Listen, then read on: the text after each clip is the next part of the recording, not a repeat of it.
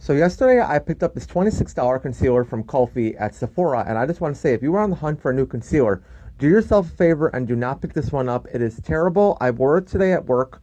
That is a true test of to see how it will wear, and look at the results. So at first I had really high hopes because this concealer felt really creamy going onto my skin.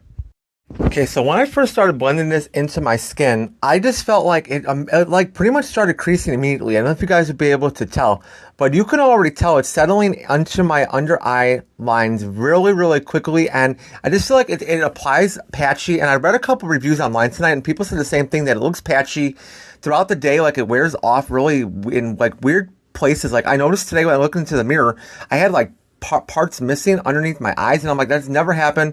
I use a $5 concealer from Essence every day, and that has never happened. So the fact that this is happening with a $26 concealer, no. So I always set my concealer using Maybelline's Hybrid Powder Foundation, which I love that powder foundation. It's incredible. But you can already tell, like, look at how fast that has creased. And that has only been on underneath my eyes for probably like 5 minutes at this point. You can see the creasing is already starting, and it's looking really crepey. And this powder foundation always makes my concealer set beautifully throughout the day.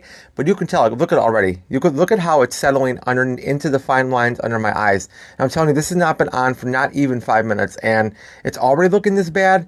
Yeah, no, this concealer is just such a disappointment. Okay, here's the eye that I freshly just applied. You can see it's already creased. And here is how the concealer looked after wearing it all day at work. Like, look at how horrible my under eyes look.